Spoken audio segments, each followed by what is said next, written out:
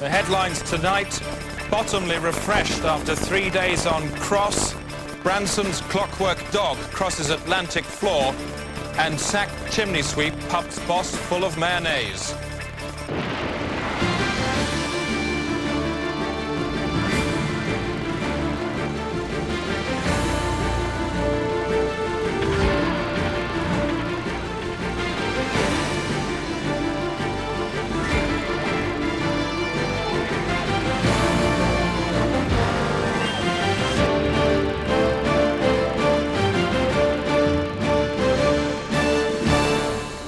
Welcome. On the day-to-day tonight, David Owen emerges shattered from Oliver Reed. I don't think I've ever seen anything quite such, so totally wanton, ghastly, mess, terrible. And Portillo's wife defends crack habit. It's cheap, very cheap. Hello, you. Prince Charles has volunteered to put himself in prison in order to highlight the plight of Britain's jails. The Prince made the announcement at some speech or other he was giving today. He said he wanted to set an example. The Prince has been preparing for his ordeal for the last 2 months by attending practice prison in a Rolls-Royce factory, sharing his cell with an old school friend. When he starts for real at Brixton next Tuesday, he'll be expected to muck in just like any other convict detained at his mother's pleasure, adopting the regulation haircut and activity programs. The Prince's choice, making a brush. I am determined, as far as I'm concerned, to try at least. And in that sense, it will be my own small contribution towards a vision of Britain. The American serial killer Chapman Baxter is to be executed tonight in the state prison in Tennessee in the manner of his own choosing. CBN's Barbara Wintergreen reports. Tennessee State Penitentiary. For some, it's death row, but for convicted mass murderer Chapman Baxter, it's the last night at Heartbreak Hotel. Baxter's an Elvis fan, and tomorrow he dies like a king. I always been a poor boy, never done nothing with my life, always taken from any community I've ever been in. I just figure I just want to die glorious. I just want to die like a king, like the only king Elvis Presley. A special death bowl has been installed for this gruesome Presley demise. He died on the toilet full of drugs and cheeseburgers. That's the way I'm going to go. I ain't going to no electric chair. I'm going to the electric toilet. Like Presley, Baxter will gorge on cheeseburgers and drugs until he reaches 650 pounds. The historic weight will trigger the electric current and see Baxter skip dessert. Among those who will be watching Baxter get all shook up is Tennessee Presley Fan Club President Alvin Holler. Some people might say that this was debasing the memory of the king. Do you agree with that? No, ma'am, no. The king did that himself by dying on the john in a big nappy. But a special cheeseburger line in Grim Elvabilia has gone on sale to commemorate tomorrow's pan fry. But maybe after today, that is how people will think of the king. You could be right there. Press and protesters conduct a silent vigil outside this special disgrace land, while inside, Baxter chooses his backing vocals. I figured Jailhouse Rock would be more appropriate. Maybe Are You Lonesome Tonight always moves me in that song. At dawn, all hope of a retrial gone down the pan, Baxter prepares to return to sender. In a few moments' time, America will watch the Presley stand-in eat a sit-down meal with a difference. And if he eats too much, he may come out in a hot flush. So, as Baxter turns as blue as his suede shoes, this is very definitely one burger king with extra fries to go. Barbara Wingreen, CBN News at the Elvocution, Tennessee State Penitentiary.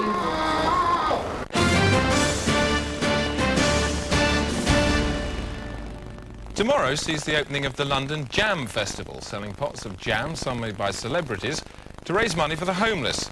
With me is one of the organisers, Janet Breen. Janet, thanks for joining us this evening. This must have taken a heck of a lot of organising. Yes, well, it has actually. To get all the celebrities to contribute their jam has really been quite an operation. How much of your time did you put into it? Oh, I would say at least 6 months. 6 months? To raise money for a jam festival? Isn't that rather stupid?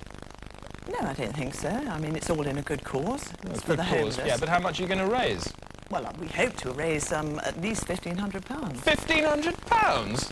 That's a pathetic amount of money. You can raise more money by auctioning dogs. Well, I don't think so. I think it's all in a good cause and very worthwhile and worth You've doing. persuaded these celebrities to waste their time donating to it? Yes. Well, who? Glenys Kinnock we've got, and Sebastian Coe. I hate Sebastian Coe. Well, I feel he's made a very worthwhile contribution, What, actually. to the paltry sum of £1,500? Yes. Is that worth 6 months of your time? Well, I think it is I worth... don't think it is at all. I think the only reason you've done it is to make yourself look important. How dare you come on this programme and say, hey, look at me, I'm raising £1,500 for the homeless. You could raise more money by sitting outside a tube station with a hat on the ground, even if you were twice as ugly as you are, which is very ugly indeed.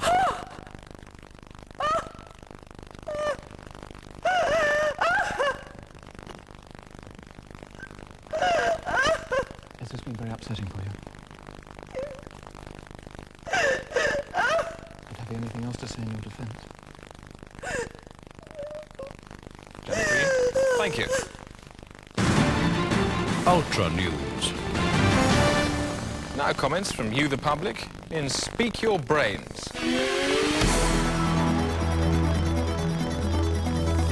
The law. Tightening up the law. Is it required today? I think so, yes. In what areas?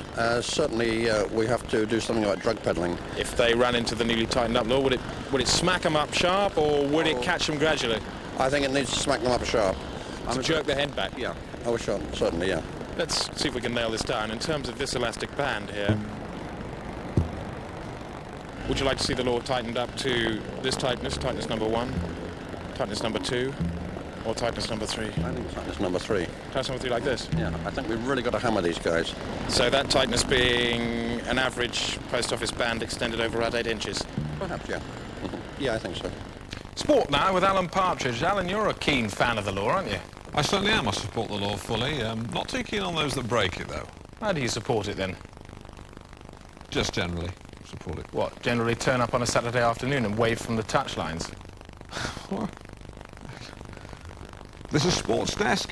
I'm Alan Partridge, and it's a special desk of sport now as we look back on some of the sporting highlights of the last sporting season. So lie down, relax, and let the sports commence. When it's cycling championships you're after, you can't say fairer than the Tour de France. Brando there in the lead, swaying from side to side in his own inimitable bike-riding way. Klaus been there on the inside, pumping away with those gristle-like muscly legs inside those tight lycra shorts, which have become his trademark. I don't know what this man is playing at. There's no way. Surely the judges must come down like a ton of bricks on that. Carrying bikes on top of a car is not a sportsmanlike way to run this race. You join me in the helicopter now as we look down on these cyclists that look somehow like cattle in a mad way, but cattle on bikes. And there's Sven Gunsen, closely followed by his great friend and teammate Klaus Spin. And the man with the bikes on his car is, yes, he's disqualified, as I said. And Klaus Spin there wins, riding non-handed. No need for that. It was a belter of a season for athletics. 1,500 metres there, cram, and not a lot happening. Quite unremarkable. Oh, good, someone's fallen. It's Peter Elliott. Yes, he's down. Peter Elliott, no relation to the late Denham. And come on, Pete, back on your feet.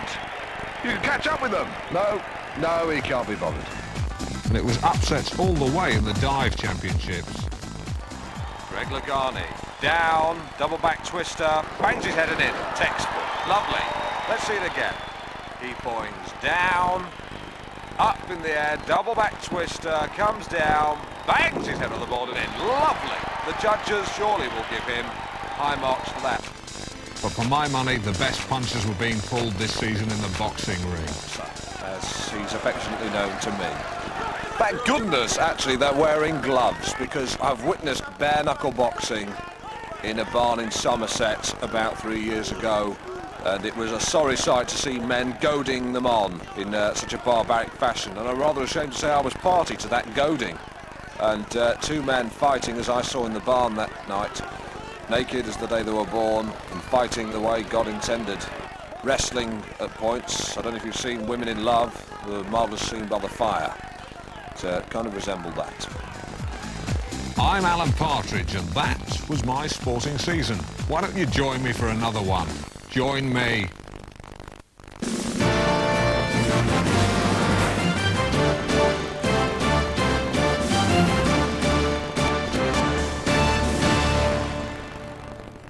Alan. Time now for our resident humorist, Brant, the physical cartoonist from the Daily Telegraph, to cast a wry eye at the week's events. And it certainly has been some week, hasn't it, Alan? Yes. And so, with that in mind, Mr. Brant, put us in the picture. Thanks, Chris. Well, this week John Majors had to walk a bit of a political tightrope.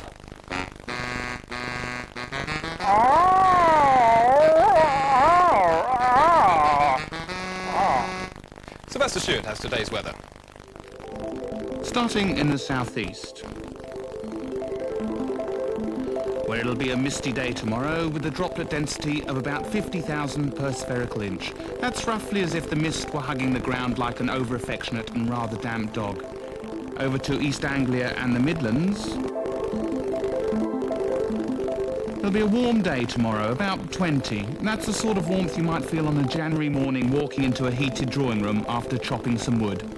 And finally, into the north of England and Scotland. A strong and highly long-lasting day tomorrow, with hail aimed vertically downwards from above, and there'll be a 30% chance. The summary then, breezes. And that's all the weather.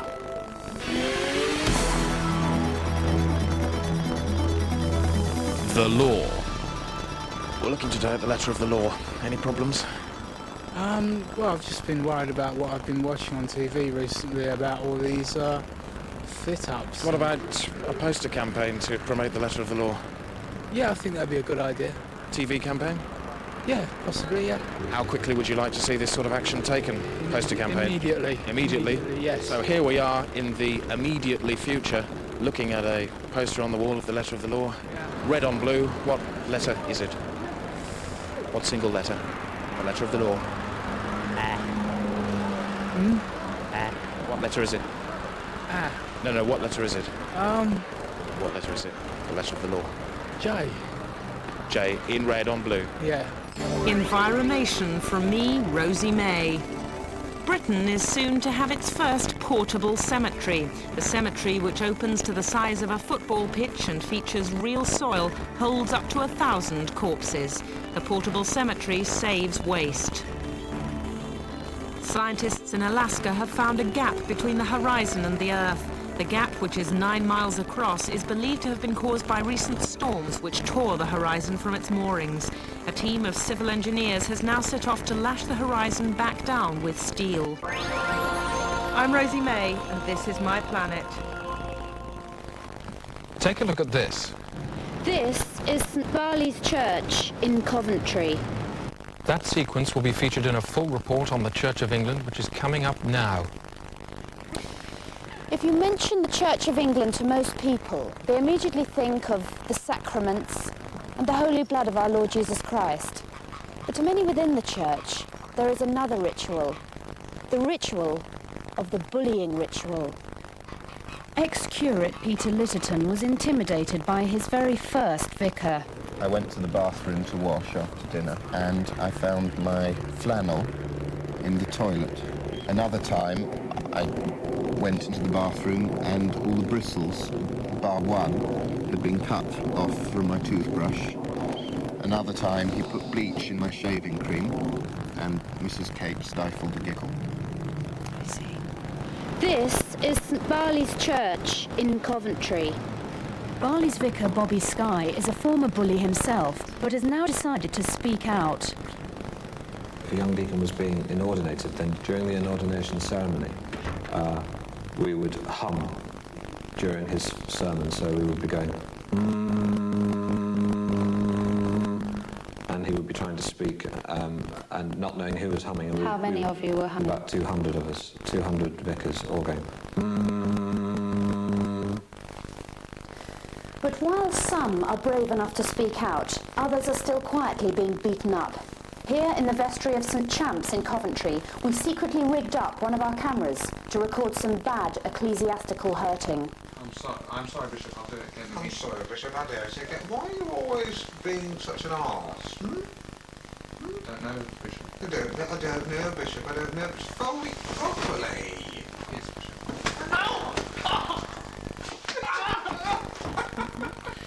Yes, I was collecting up the hymn books, very well, these exact books. Yes. And I was stacking them. like so, Yes. and I'd stacked up to my chin. I see. So I was really at full stretch with about 30 hymn books. And he said, "Come on, Peter, you can fit another one in there." I said, "No, I can't, Reverend Cape, I really can't." And he pushed one in. He said, "You can fit another one." I said, "I can't." And he pulled my hair right back, and so my head was like this. I thought I was going to choke. And then he ran along this pew, like that, and threw the books. "Pick them up! Pick them up!" You do look a rather foolish boy, Paul. Clean it up. I'll be back later. The bullying has got to stop. Stop the bullying. Start taking care of your flock. Become someone your own size. God's bigger than all of us. And since we've recorded that report, everybody featured in it has lost their hair. The Day Today, slamming the wasps from the pure apple of truth. The Home Secretary's new measures for dealing with neighbourhood noise have been introduced this week by Broxbourne Police, and it looks like they're working. Noisy people have been a problem in Broxbourne for years, but now if the police receive more than 5 complaints against a single household, they just turn up and release a tiger through the front door. So far, they say, the Home Secretary's new measures have been 100% successful. This weekend, BBC Two celebrates changing attitudes in the last 35 years of television in Attitudes Night. Well, here we are at the hanging. It's a very somber atmosphere. The condemned man has just arrived with the executioner, Mr. Albert Marsh, who's highly respected. The evening begins with a chance to savour again Great Britain's last televised hanging. He's using a nylon hemp mix rope tonight for the first time ever. That's what he wanted. That's what he's got. It's to guarantee extra strength. All right, Mudge, what can I do with you for then? The 60s saw television breaking taboos again and again, with Frampton Road, the first popular weekly serial, to use swear words. I'm not made of money, especially not since Eddie Coxey and his blooming lives. Oh, aye. Go on then, I'll have the express. There are you, big hairy cock. Ja. Ta-ra, Stan. Ta-ra, you shitter. These days, it's very fashionable among young people to do what I'm doing now. I'm being filleted by a young girl known as a groupie. It's an interesting feeling and certainly quite relaxing. Well, it's half an hour later. My initial reaction was one of intense joy, but that's now been replaced by a vague feeling of inadequacy and gloom. It's not an experience which I can see catching on, but neither is it one which I regret. But while some programmes broke taboos, others, like Them Next Door, would in time become taboo themselves. What's he want now, eh? Mr. Eddie, I was wondering if I could be borrowing a cup of sugar for my lunch. What'd he say? He says he wants you to give him a punch. Oh, all right. You're misunderstanding me. I'm asking for sugar. That is why I'm here. Well, I can't understand a bleeding word he's saying. He says he wants you to give him a thick ear. Oh, right. No. The same went for Channel 4's Kiddie Stare, the show which featured naked 2-year-olds romping for the pleasure of adults. Must say it's looking in excellent condition. And yes, the lights have gone out. There, it's a good clean drop. There's the hanging. Well done, well done. They'll be pleased with that. And to play us out, we have Johnny Stoppard. Johnny, what are you going to play for us tonight? Fancy Lady. Fancy Lady. Well, fancy that. This is Corin Piper bidding you good night. Good night. So join us for the start of the evening with The Hanging. That's Attitudes Night this Friday on BBC Two. Coming up, more cathedral dumping in Leicester. Well, there was 2 of them, 2 bishops, who come along and just dumped it here and legged off down the road. And Manchester police powerless against new weapon menace. Well, basically, one of these and one of these have a range of 50 feet and can bring down a helicopter. Time now for business with Callatley Sisters. Thanks, Chris. Take her off the monitor, I don't want to see her face. And no let up today for British manufacturers. There were large profit slumps for Securivad and United HaHa, down 6.4, joining Collins Perhaps units on a lower third rung. There was better news for Edge-Ledge Wedge-Barge, who mustered 2.41 up 88 very slightly, but Oxy McGee flew back a 9th, despite a creeping bid from Connected Breath Dumps at 4. On the currency markets, how did the pound fare? A quick glance at the currency cat. Not too well, I'm afraid. There's a disconcerting 47-degree slope against the dollar, yen and Deutschmark. And if we project, in 4 months, the pound leg is effectively amputated, leading to a rogue leg with no hip constituency at all. Overall, then, for tomorrow's markets, good evening. Slightly fractious in the 9s and 7s. Chris. Alternative medicine has been growing steadily in popularity over the last 7.5 years. The latest fad is sending thousands of patients scurrying to a medieval hospital in Dartmouth. Iggy Pop Barker reports.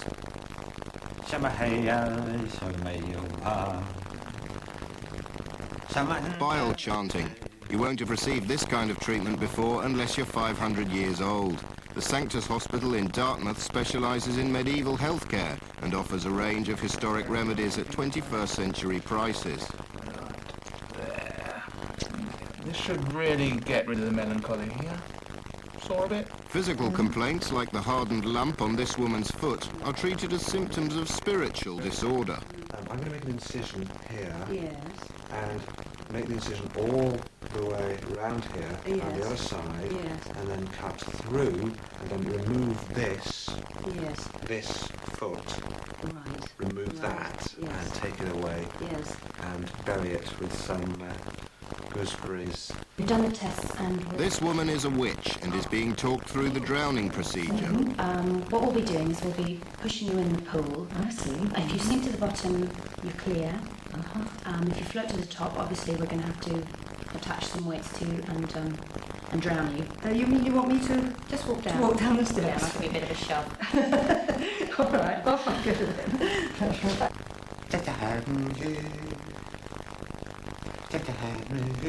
Dr. Philip Johansson is Europe's leading practitioner of bile chanting. He was one of the 4 doctors and 10 patients killed in this morning's blaze.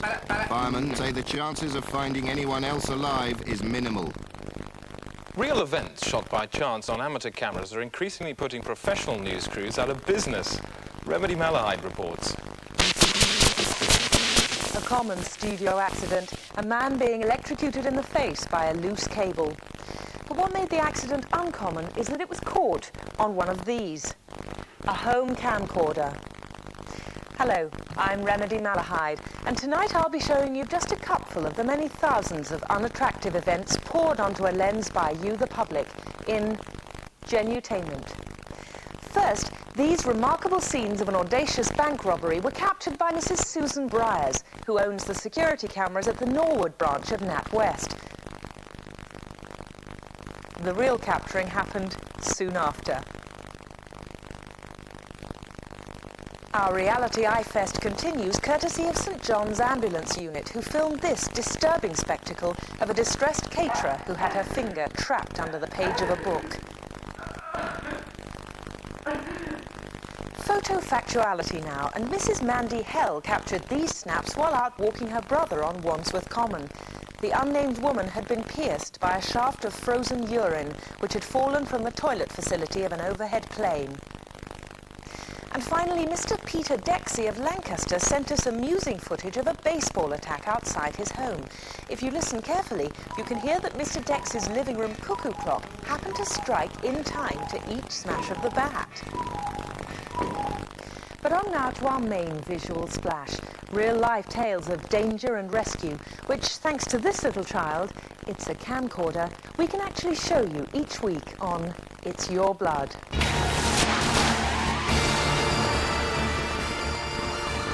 Every week on It's Your Blood, we feature an actual bad accident and show how you can avoid a similar fate. This week, Chopper of Doom. Helicopters, machines with blades for cutting air. Air that's soft and easy to slice, like human beings. If a helicopter hits the ground at 100 miles an hour, it can be rebuilt. But for a man made of crushable bone and ligaments that tear, it's not quite so easy. In recreating the horrific events of the 12th of December 1992, we persuaded the original victims to face that ordeal again. We also use amateur video footage of the nightmare. All bodily fluids shown are the ones which actually emerged at the time. For this reason and many others, you may find the following sequence produces a very powerful sensation in your brain and body. Farmer Chester Johnson uses a chopper for crop surveillance and he flies it himself. It's 10 o'clock on the birthday of his sheepdog Lindsay, and Chester has planned him a treat. It was a ride in the helicopter. I knew he'd like it, so I decided to video it for him as a memento. What he didn't know was that he and Lindsay were about to make a flight neither of them would ever forget, even if their brains were erased with mind rubbers. At first, everything was normal. They were up and enjoying the ride. It was smooth and exhilarating, like an aerial motorbike. Then Chester decided to look at his watch. A watch we later found to have a dangerous design. The aircraft was now perilously out of control, and to make matters worse, it was heading straight towards a field of children looking for worms. By sheer luck, a member of the public, Mrs. Maureen Tucker, had noticed the helicopter and started shooting these valuable pictures with her own camera. After 10 minutes, she called for help. Hello, control tower. Oh no, it's one of our helicopters out of control. What do you think that can be? It could be Chester Johnson, and that's got a dog on board. We better call a shepherd then. The steel vulture of Beelzebub was now just seconds away from the children's soft heads.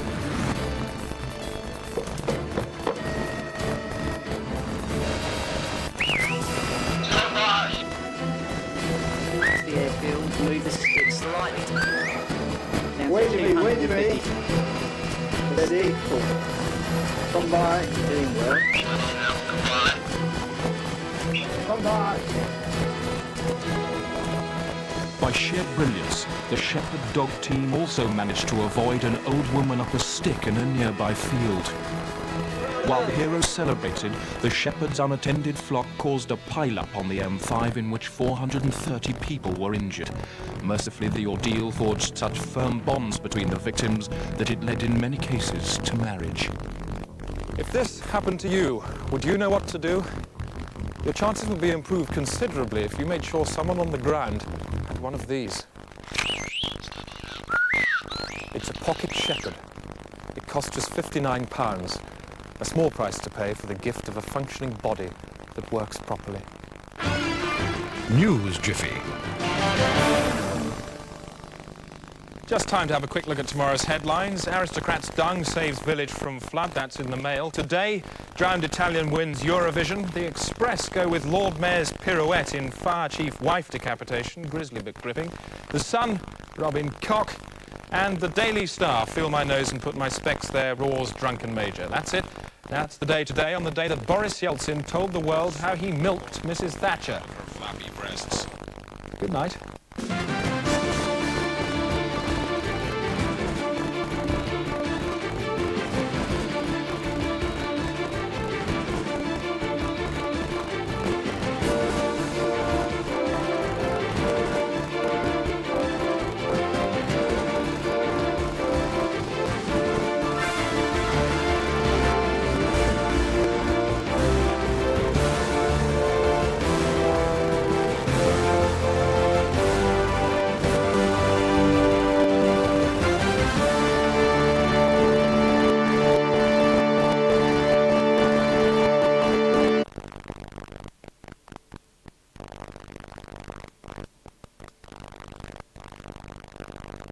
The headlines tonight: Portillo's teeth removed to boost pound, exploded cardinal preaches sermon from fish tank, and where now for man raised by puffins?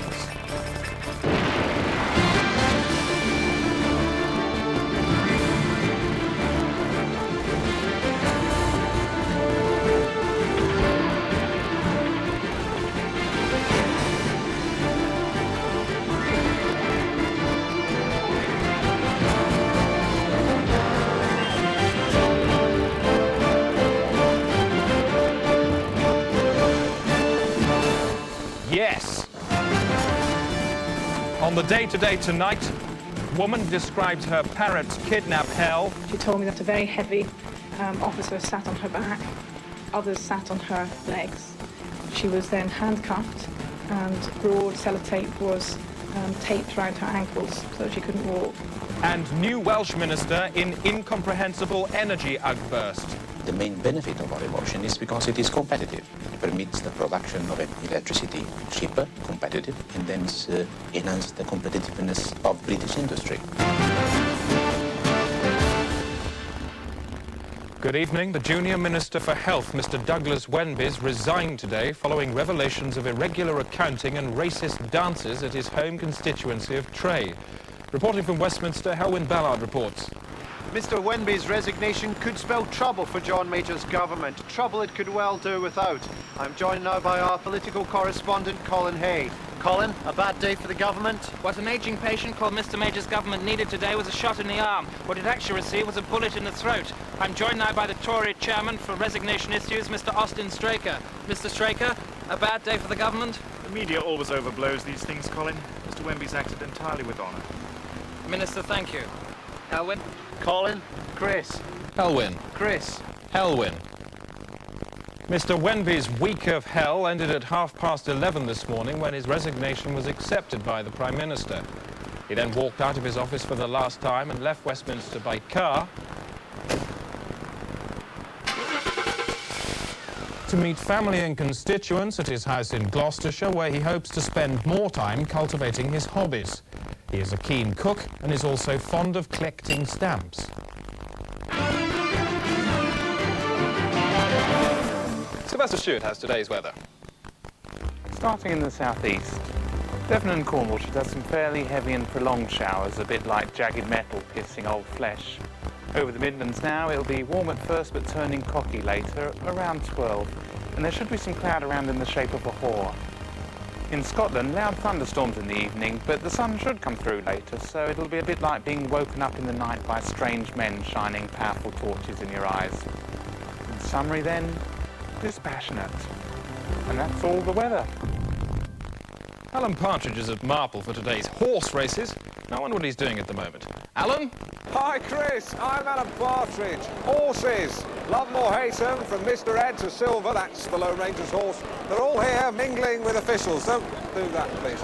It's the 6:30 Queen Henry Stakes, which is generally regarded as the litmus test for Derby form. Jockey folklore says that if you cock up the Queen Henry, you might as well ride the Derby on a cow, which of course be a complete waste of time. Let's have a look at the betting. The going today, of course, Moist to Tricky. The betting, Diabetic Charlie at 3-1 favourite, two-headed Sex Beast at 4-1, and at 20-1, Mrs. Boothroyd's Holiday Dance. All the rest, 50-1 bar. That's all for now. Join us later for the race. Back to you, Chris, in the studio. Alan, have you got a tip for us? I did have a tip, but I was going to tip New Year's Lad, but his horse box was hit by a Volvo on the M3. Terrible mess. Apparently he's dead. So bad luck there. Back to you, Chris. Stop it. That's an amazing coincidence, Alan, because last week, Collaterally Sisters, you were involved in a car crash in which you were the only survivor. Only because you landed in somebody's stomach. And it was a rather cowy night for the pound. It stood at 3.79 against the German Bordello. That's up 0.5 against the Portuguese Starling and down 100 against the Bitch. Earlier, there was confusion in the markets when France and Spain swapped their currencies and trading remained succulent for the rest of the day. Thanks, Chris. Here at home, from tomorrow, the new Bank of England £5 note comes into circulation. The notes, which feature the head of Iggy Pop, can only be used once. Thanks, Collaterally. Coming up, Bosnian old woman, controversy over new police shirts. It's blatantly too small, I mean. That wouldn't fit my daughter. And your opinions in Speak Your Brains. Firing public servants, do you approve? I agree. In all circumstances? Yes, yes. So once they've made a mistake... No, give them more than, give them one chance. And then fire them? Again, definitely, yeah. Heavily? Heavily, yes. Yeah. And who would you fire them at? They're governors. You... above them. They've made a mistake, you line them up front with their governors? Definitely, yeah. Hello again. The 6:30 delayed due to a collapsed paddock. They're just sorting that out. Men and women here wandering around like ants on an anthill. Good to see Platitude Queen, a renowned horse, well known for its sense of humour. Look at that wiggle. Marvellous. I don't know what that is. Two to look out for. Number 1 there, Zainab Adawi's 20 Hotels, and number 3, Two-Headed Sex Beast. It's great to see the deaf catered for by these real characters in anoraks. Couple of youngsters there fooling around. Let's hope that that tomfoolery doesn't escalate into blind, ugly violence, which, let's face it, none of us want to see. Two fat ladies, 88. Old bingo expression there. Although these ladies, I'm very sure, are not the kind of ladies who you'd find at the bingo hall. They're altogether a better class of fat lady. Look at that lovely girl there, chomping on a sandwich. Oh. What that is. Hope it's not a dead horse. They're not going to fit it in the back of a Volvo 340. Actually, I hope it isn't a dead horse. Sorry. The Day Today. Bagpiping fact into news. The American actor Marlon Brando has been sold today in an auction at Sotheby's. Brando, who starred in films like Apocalypse Now and Superman, was part of a sale of international works of art which attracted interest from all over the world. He was sold in the large wooden chair he has occupied for the last 3 years to the Vatican at just under the expected price of $2.25 million. It's believed he will be installed in St. Peter's late next month.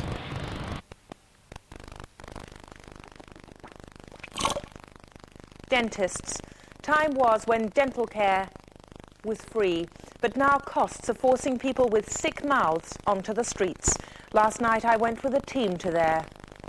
Soaring costs have forced dentists to use telephone boxes as reception areas and the back streets as their chair.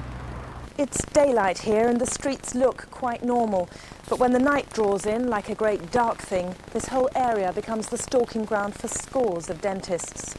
Up to 150 practitioners can operate under this bridge in any one night. We saw 7 of them, all after one mouth. Got wisdom in the back. Right, I'll turn around, just pretend you're yawning, alright? Just open your mouth. Okay. Yeah, lightening it out. Probably a molar need doing as well. Hygiene, any dental work done at all? Any fillings, hygiene, root canals? Yeah, 25 quid. Done. For the past 3 years, Hamble has worked alone, without equipment or basic surfaces. I used to do wet polish with my tongue, and just to blow on their faces to keep them cool, because there was no anaesthetic. Without anaesthetic, it must have been hard to stop people screaming. How did you do that? I used to hold their throats with my hand. Can you show me? What? On you. And I used to press their windpipe like that.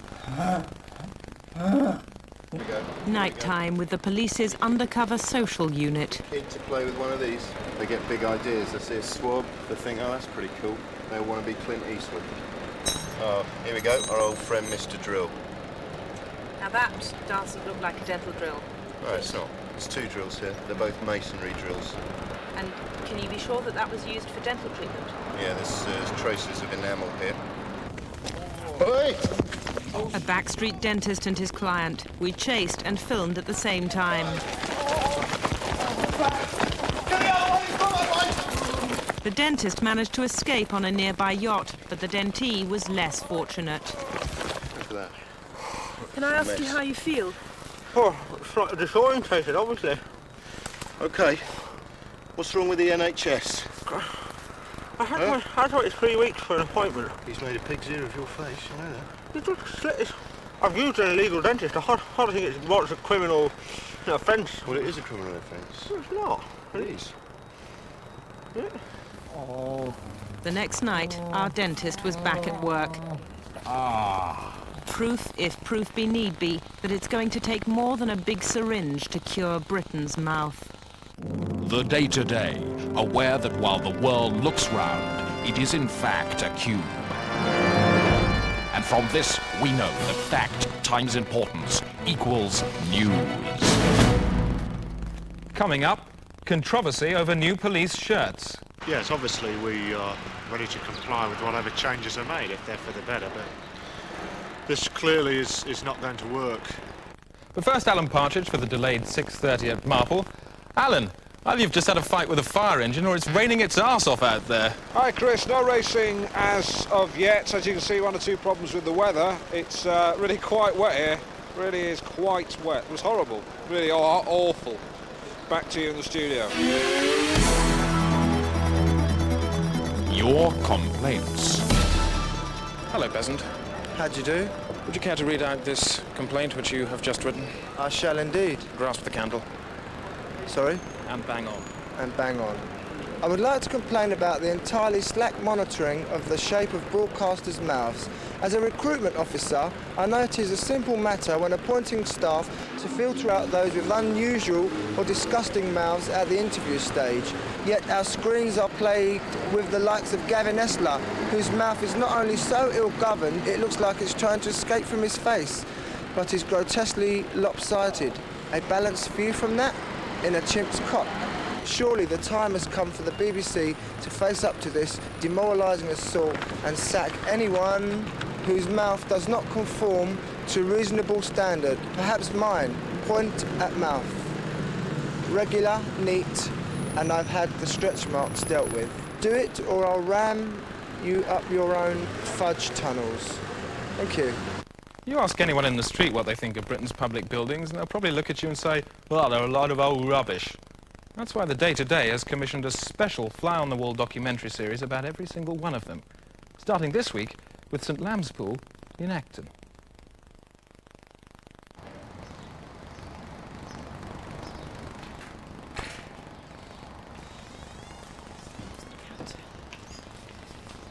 Hi.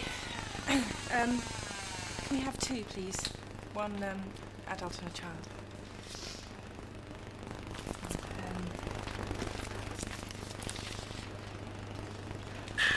How much is that? 85. 85.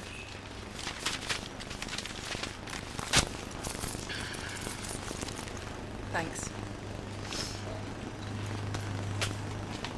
No, it's not for the phones. I mean, it's just for the pool. Just two for the pool. Well, I don't think I've got the exact money. I mean, it's only, you know, just keep the change. It doesn't matter. Keep the change. Well, I mean, I haven't got the exact money, but you know, I mean, it's only £1. Well, I can't. I don't have the authority to just like, you know, give you 25 pence. Just keep it. I'm not asking. No, I can't give you the change. I'm sorry. Look, just give me 2 tickets, please. Well, if you want to keep £1, you know, I'll keep it, but I can't let you in the pool. Line up along here, please.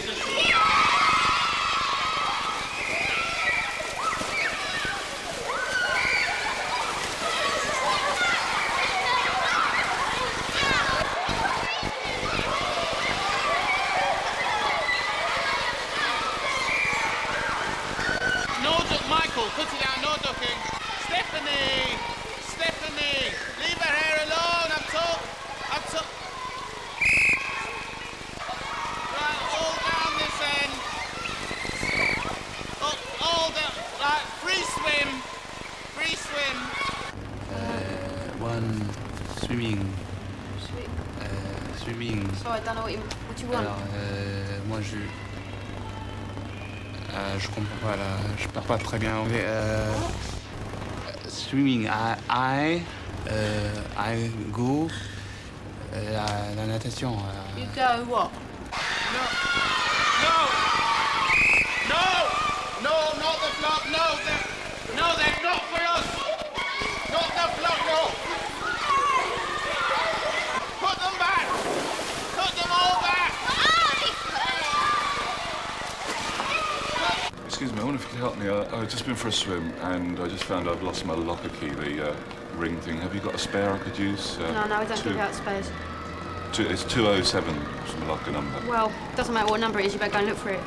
I haven't got a master or something. I can't give you a master key. I can't give you a master key, but it'll be in the bottom of the pool. Go and look for it.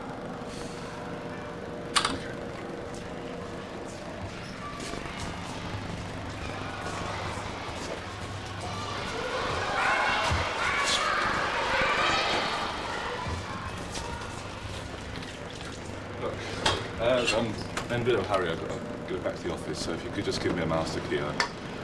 I haven't got the authority to give you a master key because we need a £10 deposit. Well, look, I'll give you a £10 deposit. My money is in the locker with my clothes. Sorry, I can't help you. Give me a key!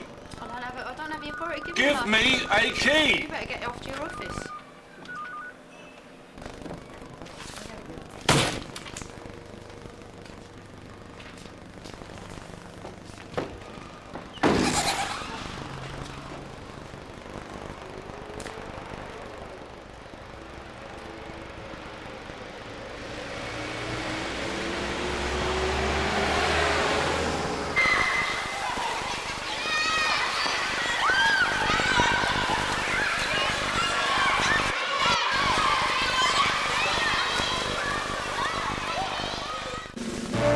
The Day Today. Game warden to the event's rhino. Coming up later will be microtometer candy hell, but first a look at programmes later tonight on BBC Two. And at 10:10, it's question time, live from Wembley Stadium.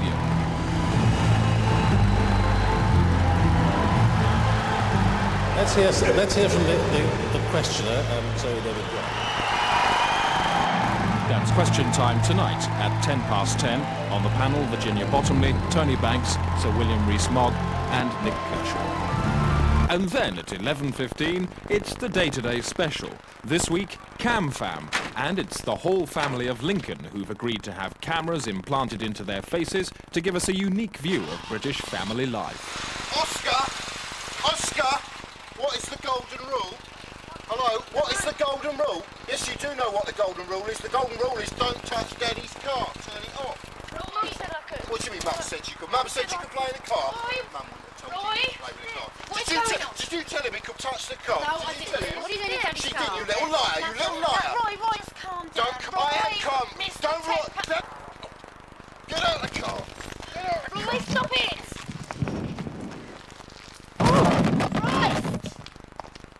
And after that, a day-to-day information special from Connor Hamill.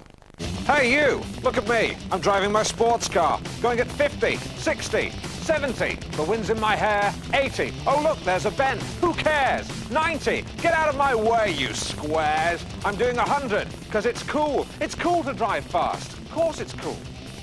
Just one question. Is this cool? Is this cool? Is this cool? Is this cool? Is this cool? Is that cool? All these people, are they cool? Is this cool? This guy. Cool, is he? This guy. Is he cool? No. This woman. Is she cool? So what about me? Do I look cool? Well, do I? Do I look cool? Do I really look cool? Do I? Do I? Do I? Yes or no? Find out tonight on BBC Two. Coming up, 500 more uncles laid off in Derbyshire. My nieces and nephews just called me into the lounge this morning and said, sorry, but we're going to have to let you go. And controversy over new police shirts. Been issued with these new shirts, and I and many of my fellow officers feel they're just too small. A week of foul-tempered debate in Europe ended this afternoon as finance ministers agreed new quota rates for trade with the United States. In Brussels is our economics correspondent, Peter O'Hanrahan. Peter, what is the new rate? It's 30%, Chris. Agreement was a long time coming, but in the end the decision was unanimous. What was the Germans' reaction? Because they've been holding out for 40%, haven't they? That's right. When I spoke to Finance Minister Reinhardt earlier today, he said he didn't like the deal, but he had to go along with it. Really? You spoke to him yourself? You managed to pin him down? He's a pretty tricky man, isn't he? That's right. Where did you get hold of him? He was in the hotel. And you conducted a conversation with him about the quota rates? That's right. He said he didn't like it, but he had to go along with it. What language did you conduct this conversation in, Peter? German. You spoke to him about the technicalities of the deal in German?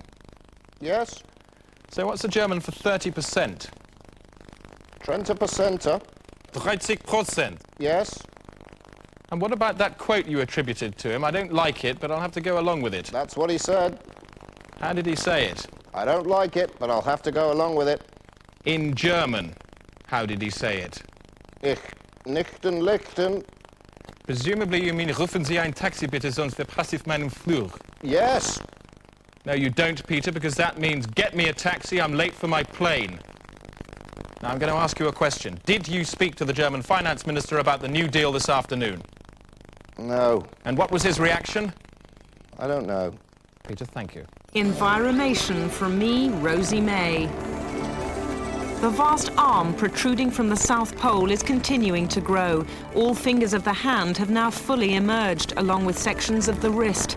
An international conference will be held in the spring to discuss the arm, now over a mile in height. Another pasta slick has washed up in Devon, threatening seagulls, terns and starfish. These birds were among over 1,000 found drenched in linguine on a beach near Exmouth today. Several basking sharks are also believed to have become clogged up. I'm Rosie May and I'm sitting on your sphere. Back to today's races. Alan Partridge is at the... It's just about let him lie in it. Let him lie in it. I'm Alan Partridge here at Marple with me. Just a quick look at the betting. Onion Terror, 2-1 favourite, 7-4 massive bereavement, and 100-30, trust me, I'm a stomach. All the rest 3-1 bar. The 6:30 has a 50-minute delay due to a fist fight near the paddocks between two officials, one of them now hospitalised. But I'm pleased to say I have with me the winner of the last race. Come here, Mickey Doolan. Hello, how are you?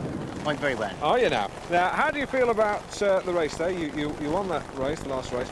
How do you feel about that? Well, very pleased to have won the race. It was a hard race, won it by a nose at the end, you know, so it's quite and your mum and dad must be pleased. Now, what do they think of you doing this? Shouldn't you be at school? Do they not think you're sort of missing out on schoolwork? Well, I think I'll be a little bit over that now. I'm 33 years of age, what? You know. That's right, I'm 33 years You're of age. 33? That's right. Well, I thought you... I mean, you look about 14. Well, I'll take that as a compliment, you know. Are you really 33 years old? 43 years of age, that's right. Oh my God. Well, all the others, are they sort of 30, are they not children? Well, age varies from about, you know, 18 to 42, or maybe a bit older. But you're so small. Well, that's the idea, you know. I mean, if I was any bigger, if it was your size, then I wouldn't have won a race today. Right, that's why you never see people like Brian Blessed riding horses. No, it makes sense. Right, well, thanks very much for talking to us, Mickey Doolan. Mickey Doolan here at Marple. Ah, raining. News Felch. Music news now from satellite channel Rock TV. Rock TV. Watched the world over by superstars like Elton John, Noel Edmonds, and Mick Hucknall. Hi, I'm Harvin Tewport. Wow, it's Harvin Tewport. And coming up soon is the more, but first, Rock TV News brought to you by Lasterplast, the Faster Plaster. News. The work of He's a Singer Bob Dylan is to be reappraised following the discovery of a film which shows several of his songs, including the classic Subterranean Homesick Blues, being sung as long ago as 1947 by the singer-songwriter George Formby. Oh, look out, kid, you're gonna get hit. Belush's cheaters, shakes down Hughes, hanging around the feeders, billed by the waffles, looking for a new foot, don't follow leaders, so watch your pocket meters. Hey! Dylan, who is in hospital after eating a rotten wolf, has so far been unavailable for comment. Hello, Ian Curtis here. I watch Rock TV every day. That's the news where it's gone. Time now for Suki Babswent with her special brand of things. What ho? I'm Suki Babswent. Uh-oh. Now go wow for the latest sounds from the Vanner. They've been commissioned to do the music behind the new Panty Smile sanitary products campaign. Okay, boys, hit me with those ultra pants. Once a month, you'll become a slave to a tidal wave. Yeah, but his little clock could mess up your frock, but Panty Smiles are everything. It absorbs everything. You can wear them in the high screens, body contours, very discreet, and the comfort you won't believe, 'cause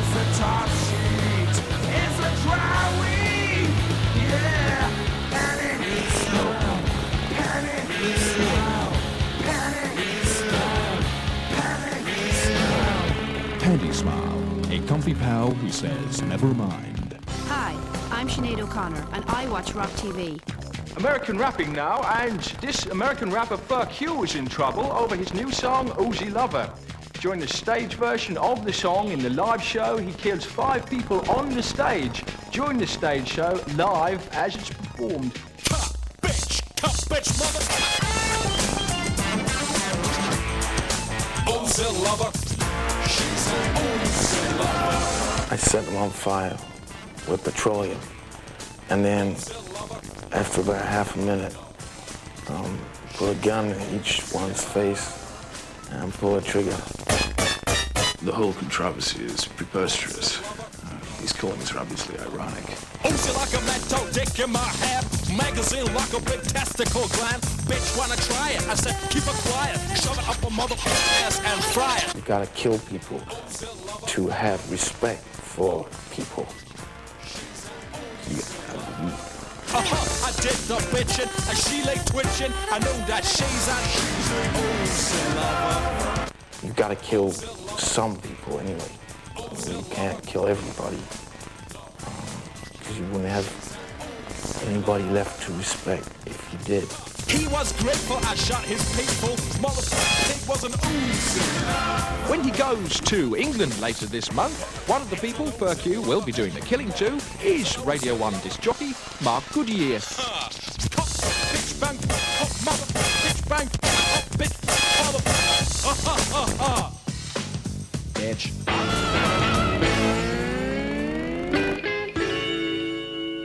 And just time for a quick look at tomorrow's headlines. Arafat ablaze in kerosene oyster hell, that's in the Telegraph. Today, go with Peter Collins is not a man. The Catholic Herald, eating turkey at Christmas is like nailing an egg to the cross, says Bishop. And the New Zealand Prendergast, Russia elects Cobweb. That's it. That's the day today. On the day today asks the question, are these the real Birmingham bombers? Good night.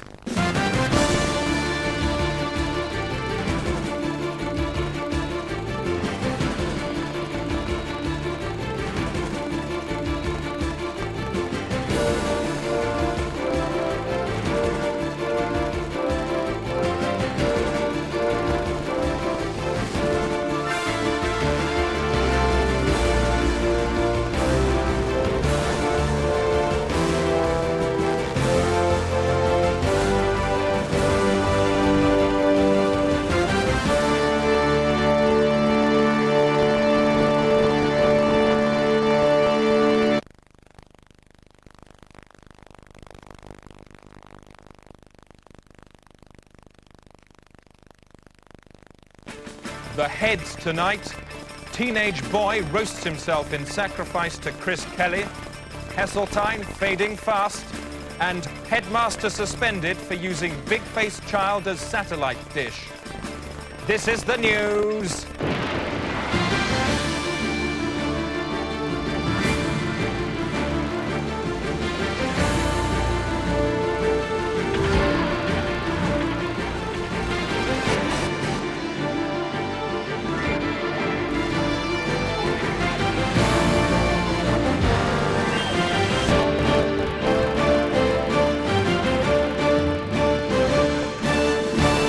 This is the news.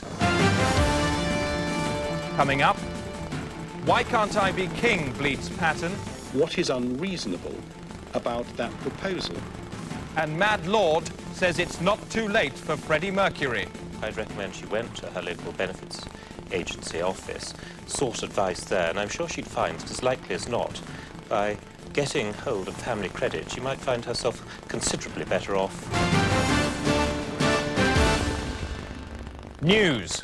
London Transport say they may have to close the underground system due to an infestation of horses. A report described the conditions in the equine plague as like an abattoir in a power cut. Ted Moore reports. For years, the system of tunnels and shafts has harboured a small population of wild horses without bothering the commuters. The only pest control necessary was performed by the teams of fluffers, who to this day remove clots of hair from the tracks. See the hair? Then in 1970 came the crackers, special staff who had to patrol the darkened tunnels every day and kill the horses with hammers. But now, say officials, the horses have become a menace. Due to a large pile of horses blocking the line at Marble Arch, all services have been cancelled. Many of the drivers are heavily traumatized. Only one today could describe the conditions. Loads of horses, at least 30, I'd say. As the train approaches, they start running away from the train. Stampede in the opposite direction, like.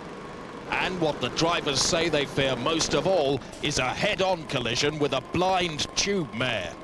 Well, it's instant death. It comes straight through the cab window, crashes you to death. Personally, I think the management should round him up. Get rid of him. And in a statement issued just 10 minutes ago, the Home Secretary announced that he personally will be going into the tunnels this weekend, armed with a special gun. The Day Today. News from telly to belly. Now from the day-to-day travel tower, a mile above the centre of Great Britain, here's Valerie Sinatra. Valerie, how's it all looking? Nice? Well, a bucket load of mixed blessings for you down on the ground, Chris. Let's take a look first of all at the M18. That's starting to clear now after that quiet stretch of the A49 was brought down from Stirling earlier on, so that's very good news. The M11, on the other hand, is still very busy indeed. It's nose to tail, coaches, cars, pedestrians. And in fact, if you take a close look, you might just be able to make out a piece of pie down there on the road. That's not going to be helping anyone at all. You'll have heard earlier on the news about the motorway pile-up this afternoon. The M6, the M58, the M61 and the M56 all collided, so safer to avoid that altogether. Good news, however, on the A12. Those earlier congestions have now cleared, so you should have no problems at all if you want to go there and bathe a child. Finally, a warning to speeding motorists. Police marksmen have now been stationed on all major roads in and out of London. That means anybody caught speeding can be shot in the chin, so best to avoid that too. Back to you, Chris. Thanks, Valerie. That was great. Thanks a lot. Take care. See you soon. Take care too, right? See you tomorrow? I will. Yeah, I hope so, yeah. Okay. Take care. Ciao, Chris. Bye. The BBC has confirmed that it's ditching the 9 o'clock news in favour of a new soap opera called The Bureau. It's set in a 24-hour bureau de change. It started just 12 seconds ago on BBC One, so let's dip into it and see what all the fuss is about.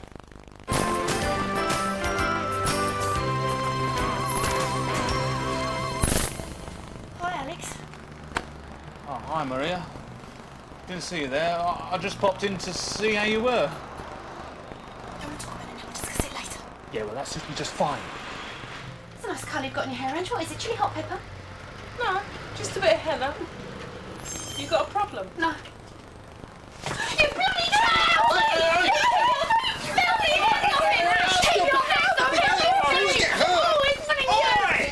What's going on here? This is supposed to be a high-class bureau de change, not some two-bit Punch and Judy show down on the seafront at Margate. It's all right, Mr. Hennity. It's okay now. Just a little misunderstanding. Shut it! Why? Because I'm gay?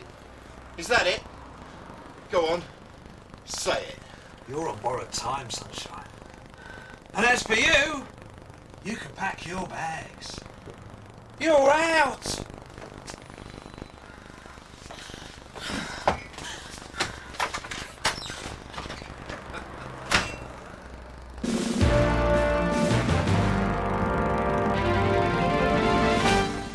Alan, sport. Thanks, Chris. Well, there was a very amusing incident on the golf Sorry, course Alan, I'm going to have to interrupt you there. We've just heard news of a dramatic incident. The Queen and John Major have had a fight. It's believed to have happened during the Prime Minister's weekly meeting at Buckingham Palace. On the big screen now is our correspondent, Jennifer Gumpertz. The Prime Minister's weekly meeting normally lasts an hour, but today he was seen to leave hurriedly after just 17 minutes. It's clear that a strong disagreement took place, a disagreement which may have involved physical violence. Some palace staff said they heard loud swearing voices and the sound of bodies falling against furniture. One said he saw Mr. Major emerge with a red mark across his face and bleeding legs. Seconds after the Prime Minister's departure, the Queen's doctor arrived at speed and ran inside. Neither the Palace nor Downing Street have issued an official statement so far. And a few moments ago, we received this amateur video footage which seems to show that the Queen and John Major were involved in some kind of drubbing incident.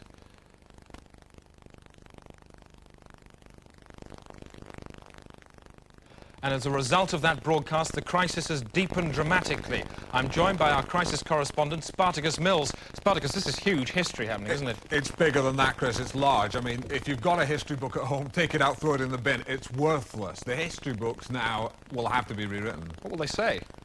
They'll quite simply say, John Major punched the Queen. Everything else will be a footnote. A push for time. Can you sum it up in a word? No. A sound? Spartacus, thank you. Alan, sport. Thanks, Chris. Well, as I said, it really was... Shut it, Alan. I want you to stop.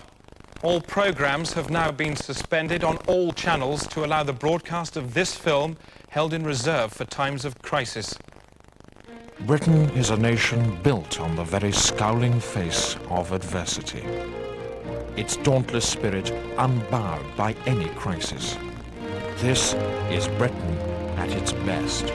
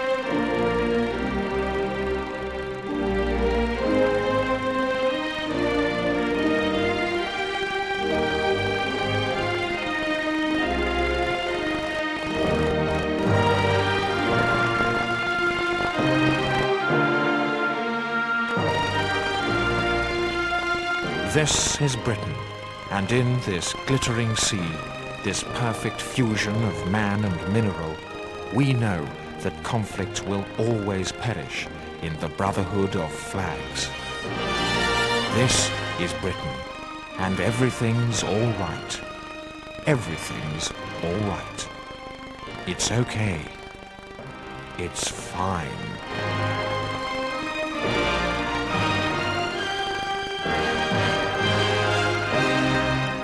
During that film, we've been watching number 10. There isn't much going on there at the moment, but both sides have now agreed a solution to the crisis, which will involve the Queen processing to number 10 and returning several punches to Mr. Major's face. That won't happen for a while now, so let's take the business. Killatley sisters, how many number 10s are there in your report? Thanks, Chris. There was a big smell of fear in the city today when leisure conglomerate Bottington Fiasco fell 10 percentages, leaving the cup open for a hammer bid from Silica Fist Fruit at 12. There were no dollars today. I'm Killatley sisters. Onto the money markets. Quick look at the currency kidney. There's a lot of pressure there on the Bundeswessel, leading to a slight inflammation in the exchange tract, causing a negative flow of waste pounds across all international membranes. So in summary then, seven's a bit younger. Chris. Later tonight on BBC Two, another probing interview in the dentist's chair. This week's guest is Richard Branson. That's nice and wide, lovely. You know, you're in the public eye quite a lot, but at home, what are you, private? Or would you prefer being a public person? Yeah? Yeah? Well, Richard Branson, thanks very much for coming in a dentist's chair. And I'll just clean you up now, okay? And then at 8:30, John Fashionable. John Fashionable. John Fashionable. John Fashionable. John Fashionable. John Fashionable. That's John Fashanu tonight on BBC Two. Coming up, the Queen marches on Downing Street. There she is in a cart, and whatever next in the bureau. The soap opera that's got them all in a lather. Oh my God! Ange! Pills! Someone call an ambulance. Don't bother. She's dead. There's a note for you. It's Hennessy's fault. Look, I never thought I'd say this, right, but pull down the blinds. I'm closing the bureau for an hour. A large build-up of air traffic over London has tonight jammed solid in the sky. Thousands of aircraft have ground to a halt in mid-air and may soon start falling like massive buses. The air jam started around 2 o'clock this afternoon, bringing chaos to Heathrow and Gatwick, both airports today. In an air jam, there's a 3D gridlock in the air and no way out. The planes just slow down and stop. It's been known for years that air jam could happen, but no emergency measures were ever made. The last-minute efforts of Transport Secretary John McGregor this afternoon did little to help. Is he always breaking things? The irony is that while these people lie around like the dead, those in the air will actually die and end up like the ratatouille these people ate at the canteens, which are responding to strong demand at the moment here. Time now for our resident humorist Brant, the physical cartoonist from the Daily Telegraph, to roast the hell out of everybody with his pomposity pistol. Mr. Brant, do something that'll make them, and I mean any politician watching this, feel really ashamed. Thanks, Chris. This week, Bill Clinton has shown that, like Icarus, he can't stand the political heat.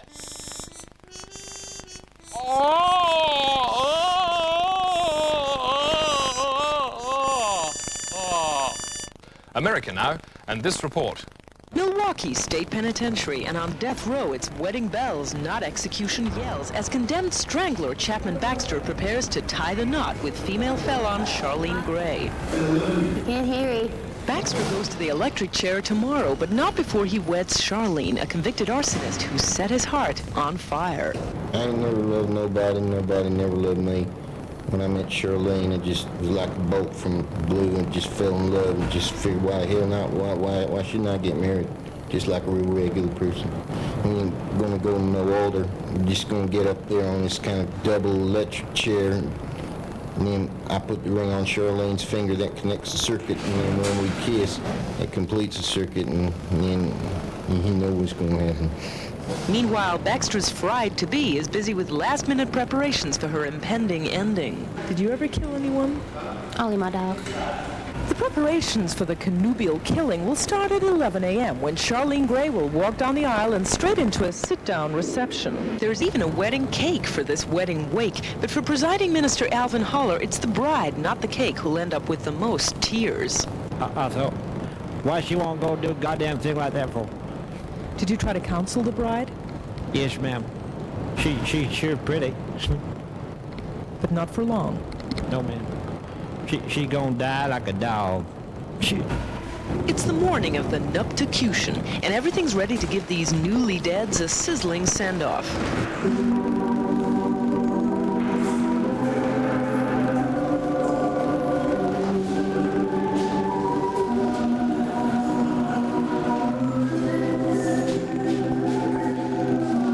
Place the ring on her finger. And now pronounce you man and wife. You may kiss your bride. Clear the area! So, as Chapman Baxter leaves his bride jolted at the altar, looks like this is one wedding where we all get to toast the happy couple. Barbara Winogreen, CBN News, Milwaukee State Penitentiary. Time now for the weather with Sylvester Stewart. Starting in the southeast, where it should be dull and drizzly in the morning, a bit like waking up next to a corpse. In Wales, it should start off nice, but bits of unpleasant old weather should drift back by the afternoon and the rain will bitch down.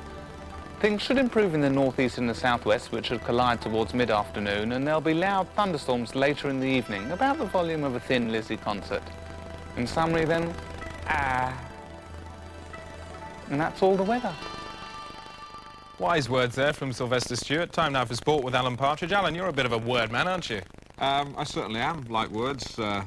Where would we be without them? Help you when you're having a chat. Yeah, do you feel them as they come out? Yeah, certainly do. What do they feel like, then? Yeah, something like that. Do long words feel different from short ones?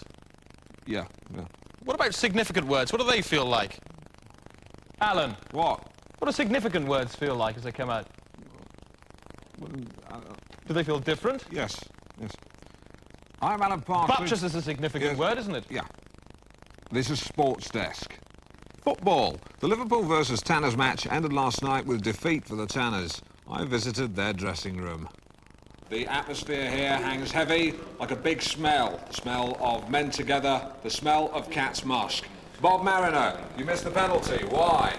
Yeah, Alan, it was a bad one. It took the top of my boot. It was all over in an instant. You look really stupid. Yeah, it wasn't a good performance. I'm going to try and take a shower now. Look on to the rest of the season. Thank you. Thank you very much. Thank you. Are you going to wash away the stain of defeat? Yeah. Get clean now and look on to the next. Start again in the rest of the season. Yeah, but when you go home with your, you get to bed with your wife tonight. You watch the other VHS. You're going to sleep with her. She sees a stain on your body and she says, "Bob, remove the stain." Will you remove it?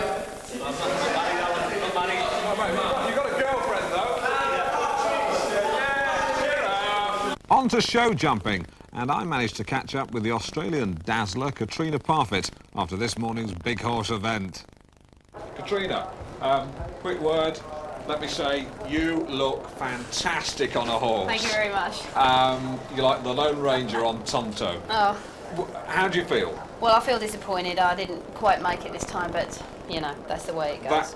I was personally gutted because I love those little touches you had, the way you turn, smile at the judge. Well. A little wave, a little wink. It doesn't go on looks and smiles, it goes on a lot of skill and discipline now. I'm sure it does, but let me tell you, if I'd have been a judge, I would have been a complete mess.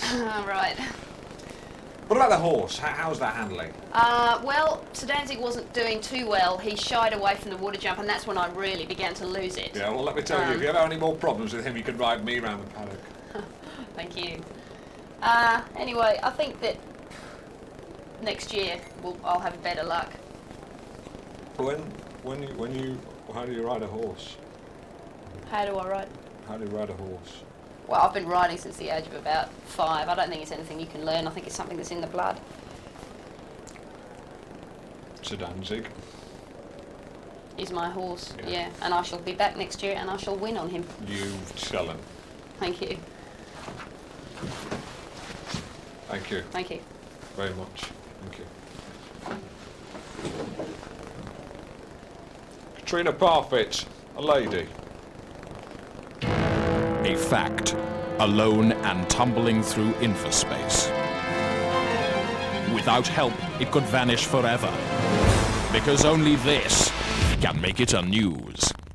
Here with comments on some of the stuff we've just seen, our resident reactor, Jacques Livreau, who's been commenting on everything since the start of the programme. Just sort of gets on with it as we go along. Let's dip into him now. If we could see politics, what would it look like? A cube, but with all its corners on the inside. Back now to the constitutional crisis.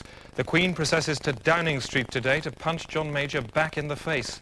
Huge crowds are gathering there already. Our reporter down among it all, Jonathan Sizz. Thank you very much.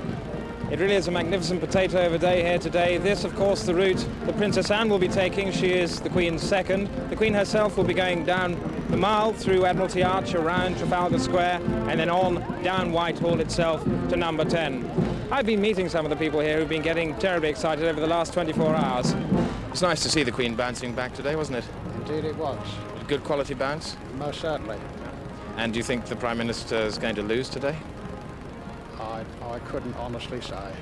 It's going to be a close one, isn't it? But is it quite right that the Queen should end up on top? Yes, certainly. If you were right there, able to administer on-the-spot justice to somebody who had punched the monarch in the face, what would you do to them if you were right there, standing next to them, bang, and so on? Well, I would immediately smother the person, whoever it was, if anybody attempted to assault the sovereign. If you'd been there on the day, you would have smothered the man, Major? Yes. With your own clothing? Yes. Or anything else that came to hand? Cloths? Yes. Blankets? Yes. Even a handkerchief? Yeah. And what would you have said to him as you smothered him? No, I wouldn't have said anything at all. No words, just physical action? Physical action, that's all it's called for. Flatten the bugger? That's right. And we gather that whilst that was going on, the Queen took a secret tunnel straight into number 10 and may already be inside. This afternoon, opposition MPs turned up to weaken the Prime Minister. That was part of the deal too. And throughout the day, he'd received a stream of colleagues to use as sparring partners and tactical pain advisors, including Kenneth Clarke, Michael Howard, Christopher Biggins and Michael Heseltine. Mr. Major then received strength from supporters and well-wishers, including pop star George Michael. And our cameras have been rolling all the time. I'm told if we turn the sound up, it is possible to hear Her Majesty's arrival and the solemn punching up.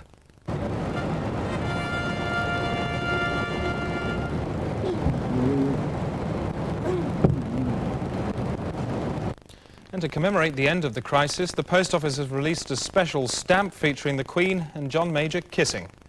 If democracy is a bra, then the monarchy are breasts, and we cannot imagine a society without breasts. Hélas. And it's difficult not to feel humbled or even ashamed after that. Soul reversal. We're looking today at soul reversal. Is that a good or a bad thing? A good thing. Would you like to see it happening more often? Yes, I think so, yeah. If you... Is it the sort of thing that you can feel, or does it happen slowly? Slowly? Yeah, slowly. Definitely slowly. Can you feel it beginning to happen or not? Yes. Yeah. You can, and what's the sensation like as you experience soul reversal yourself? Not very nice. Would you like to see soul reversal more in crowded areas like football matches, or quiet areas like churches? No, football matches. Bit of soul reversal, a football match from the players as well? Yeah, oh, certainly from the players, yeah. By what sort of degree would you like to see the soul reversed? How much? All the way, I think. Well, yeah. Let's look at it like this. Could you hold the microphone for me a second and I'll just show you? Yeah. If we, taking a standard soul in, like that, and something to reverse it on, like this, with 90, 180, 270, or 360, how much would you like to see it reversed by?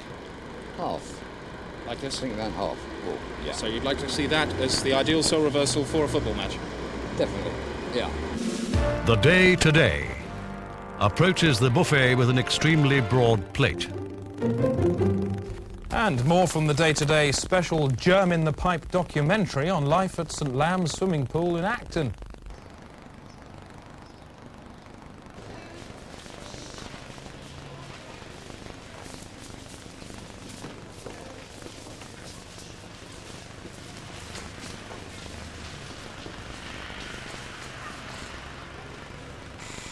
I'm a pool supervisor, the night supervisor. I basically watch the monitors at night, see if anything occurs. There was one incident, I remember it quite clearly. I was filling in a puzzle and I heard the noise. It was a commotion up in the rafters, and somehow, we never know even to this day, a pigeon had got in, was flapping around in the rafters. We called the bird specialists. They removed it in the morning. I'm really sorry this has occurred. If you'd like to talk to Vicky afterwards, you know, we welcome you having a few free swims at the pool at our expense, because it's very unfortunate. So please do talk to Vicky. I mean, I think it's violates the health and something. Yeah, you'll get an early bird swim, all right? Just shut it. Just shut it, right? Just cut it out now. Cut it out now.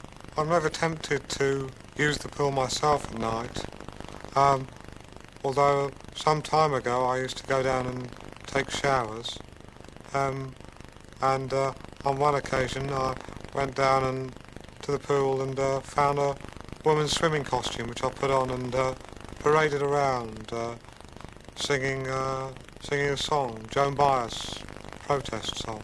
This is procedural inaccuracy. What are we supposed to do when there's a roach in the pool? Ooh. What are we supposed to shout? Say Mr. Linus is in the pool. And what did you shout? Oh my God, there's a cockroach. I mean, this is indicative of what's been going on all along. Shut up, it's not funny. It is not funny, actually. This pool's been open nearly 40 years, and in all that time I only slipped up once, to my mind. I was engaged in a particularly tricky word puzzle, and 40 people had broken in, were in the pool, playing around, sort of ducking, bombing, doing all manner of prohibited activities, and eventually someone was killed. But given that your sole responsibility is to maintain the security of the pool, isn't that an indictment against yourself? Well, I would say this. I've been working here for 18 years. In 1975, no one died. In 1976, no one died. In 1977, no one died. In 1978, no one died. In 1979, no one died. In 1980, someone died. In 1981, no one died. In 1982, there was the incident with a pigeon. In 1983, no one died. In 1984, no one died. In 1985, no one died. In 1986, I mean, I could go on. Right. Ultra News. Just time for a quick look at tomorrow's headlines. Today, you could blow notes across the holes in his head, says Sinatra Doc. The Herald Tribune go with boiled dog could do maths, claims experimenter. The European, elastic song strangles Hucknall. The Daily Telegraph and other broadsheets feature tabs here down the side for ease of turning the pages. And the Independent go with Portillo's face felt like guts, says Girl. That's it, just to let you know that police are still looking for the actor Burt Reynolds after he stole a Dodgem and drove it out of a fairground in Islington. The 59-year-old American eluded capture after a low-speed car chase and was last seen heading north on the M11 near Saffron Walden. That's it. Good night.